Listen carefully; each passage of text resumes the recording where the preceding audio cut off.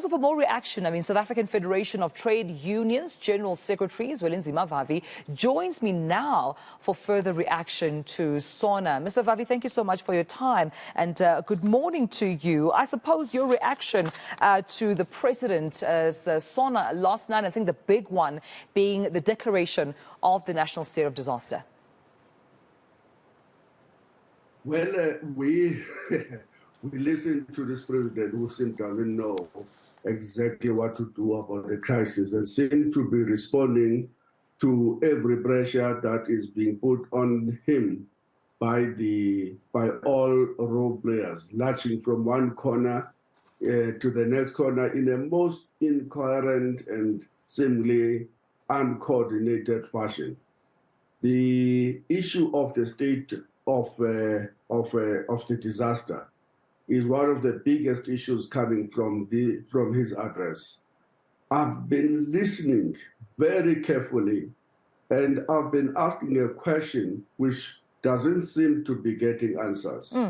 What is that this government want to do under the emergency or disaster regulations that it cannot do under the normal circumstances? I'm asking that question in this background.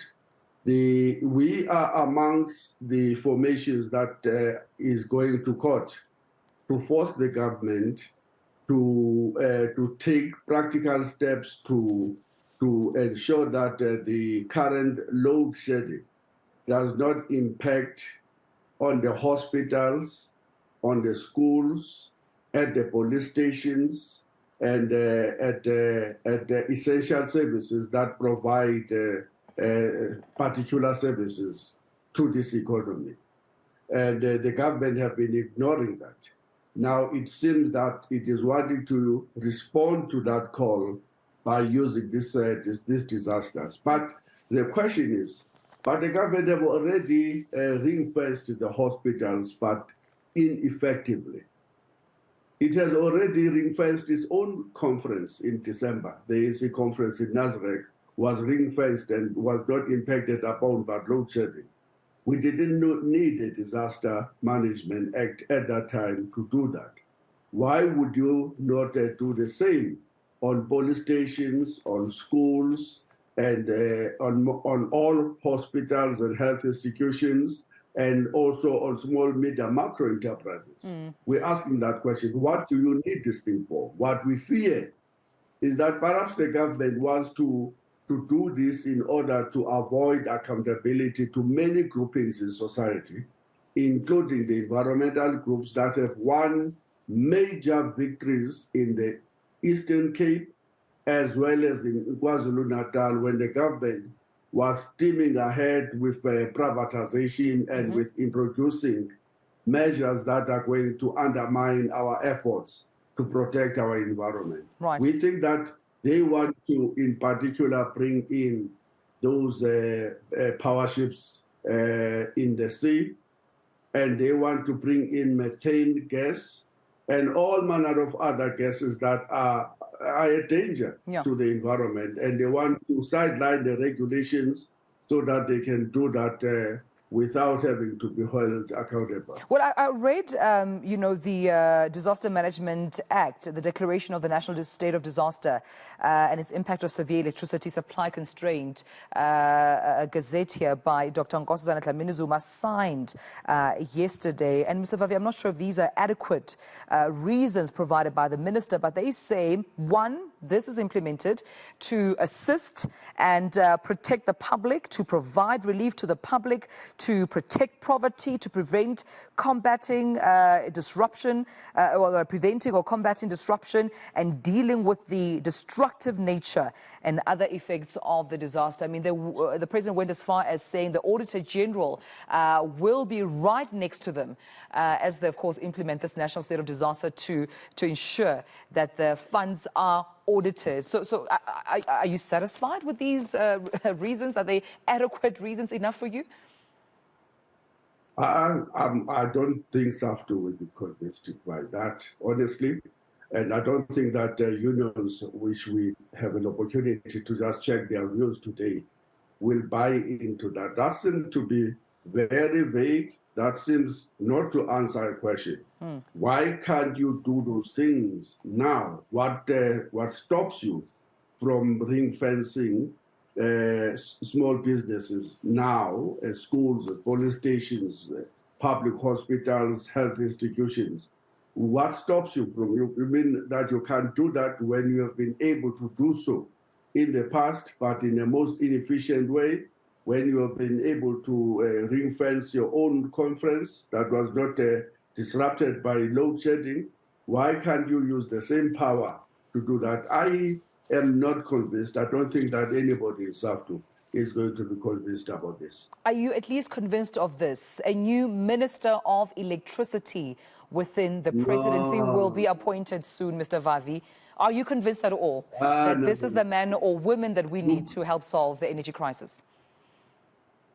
President came at the backdrop of an ANC that was using cabinet ministers to distribute patronage to the factions that exist.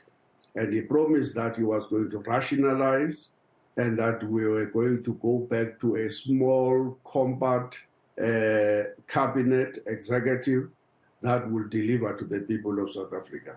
He have not delivered on that promise. Yesterday was yet another example where instead of reducing the size of the executive to save money for public sector workers' jobs, which is reneging on in terms of their wage agreements, he was now adding yet another layer of bureaucracy that will seemingly do exactly the same thing that the Minister of Public Enterprises, the Minister of Energy, and now we have a new layer, the Minister of Electricity. This is completely hogwash nonsense that doesn't make any sense to anybody except to the person who's going to get another job and who's going to be starting to build a new layer of bureaucracy, director general, chief directors, all of that instead of addressing the crisis at hand.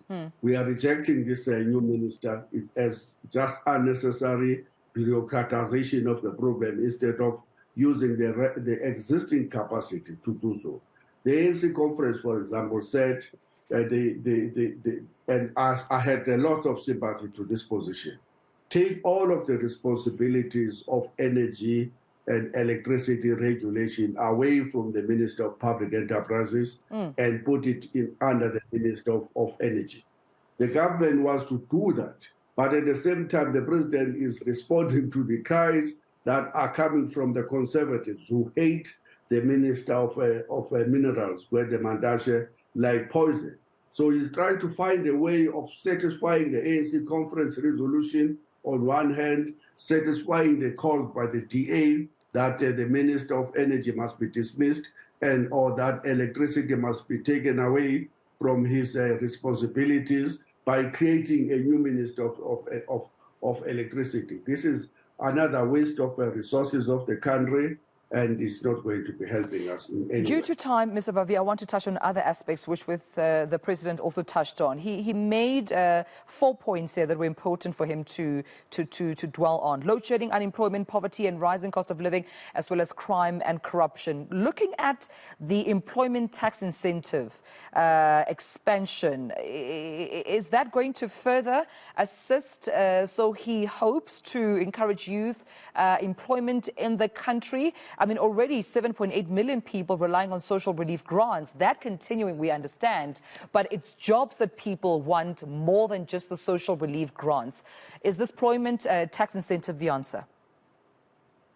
The employment tax incentive has been here for ages. It has not made any real difference in terms of addressing the crisis of youth unemployment in South Africa, which sits at position number 1 in the whole world. We're sitting with 66% of the young people unemployed in this country. If you look at the age between 15 and 24, we're looking at a rate of 74% around there of youth unemployment. It's a crisis, it's a catastrophe that the president yet again demonstrated yesterday, that he is not listening to other voices except those that he agrees with from the liberal, neoliberal corners in society, and of course those that he really is answerable to.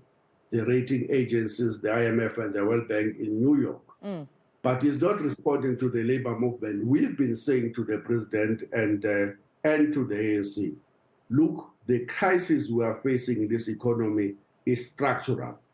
It is arising out of the fact that this economy remains a semi-colonial, a center for the extraction of raw mineral resources for them to be beneficiated out of the borders of this country, only for them to return back as finished product. That's what you need to break first.